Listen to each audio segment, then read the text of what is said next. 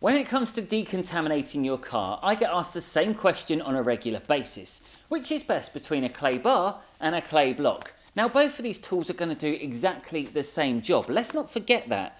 But I want to know which is best. So in this bite-sized video, I'm going to break down some of the pros and some of the cons between these two tools. For beginners out there, it can get a little bit tricky trying to work out which is best. But fear not, because this video is here to make your life much easier. And the car we're going to be working on today is the Renault Clio Cup. And this track car is completely stripped out, and being white paint, it also makes a great test subject for today's video. Let's kick things off with the clay bar. Now these come in all different shapes and sizes. You can go for a heavy grade, a medium grade, or a fine grade. Now that's all well and good for the detailer, but what about the beginner? Where do you make sense of that? Fine clay bars tend to be the easiest to use, simply because the clay is softer. And it's great for lightly contaminated finishes, but it's not so great at removing overspray. And medium clay is more aggressive than fine clay, and because it's more firm, it will certainly mar the paintwork. However, it will be more capable of removing contaminants that fine clay simply can't do. Now, heavy clay bars aren't really recommended unless you're dealing with something more severe, such as major overspray. So my best advice is to only use heavy clay if you've tried both the previous grades and still had no luck. So how do we go about using one of these in the first place? Let me show you. One thing that is absolutely essential for clay bars is you have to warm them up in your hands, because when you first look at them like this, I mean look at the stretch on that. Jesus Christ. They're incredibly tough. Now there's no point in trying to warm up the whole piece. That's ridiculous. It's going to take hours to do it. So once you've got a tiny piece, just start kneading it with your fingers and flipping it over and warming it up. Once you've got that warmth in, this should be completely soft. Only then, once it's soft, should you be ready to start clay barring. You also need some good lube, and we're not talking about the stuff you may find under your bed, no. We're talking about a lubricant that you spray onto the bodywork of the car to reduce the friction when claying, and this one I'm using today is from Expert 60.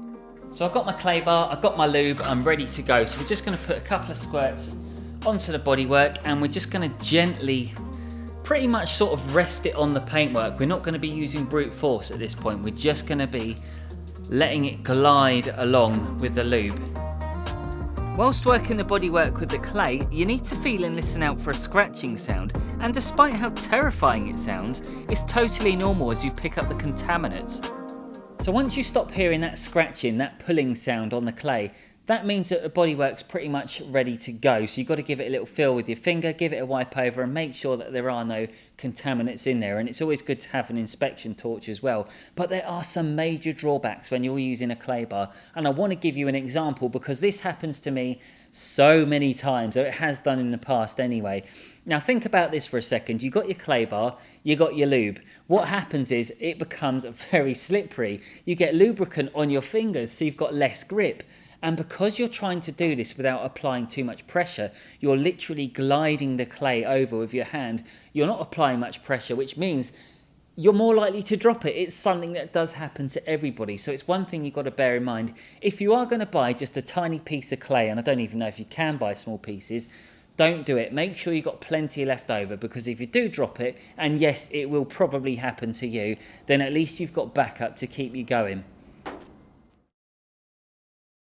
Okay, so the clay bar does have a few drawbacks, but I want to know a little bit more about the clay block. I want to find out what it is that makes this product so unique.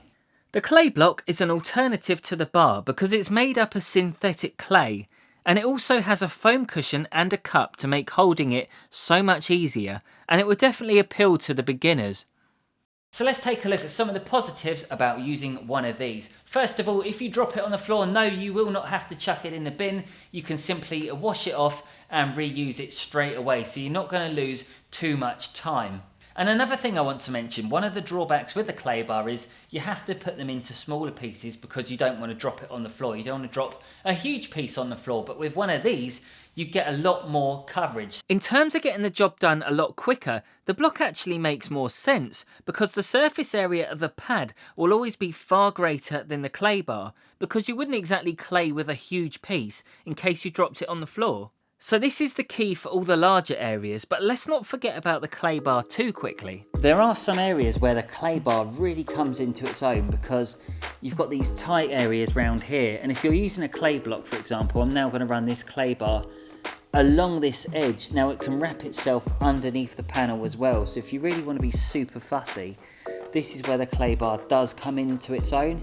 And if you've got a clay block, what you're going to find is you're going to have to do the top half and then go from the underside as well. So it still has its place within the detailing industry. And I don't think you should completely ignore it, even if you were just to go for the clay block. I think it's quite handy to have both. The clay block also does a great job of holding the lubricant, as you can see here, thanks to those tiny grooves in the pad. So it's been an interesting test and I hope you guys can take something from this video. But if I was to pick just between the clay bar or the clay block, which one would I go for? Yes, it's the clay block, but don't think for 1 second that I'm dissing the clay bar, because for some people they just may prefer it, so personal choice can play a part. But when you have so many reasons why you would go for the block, and so many reasons why you wouldn't go for the bar, it's an easy decision in the end.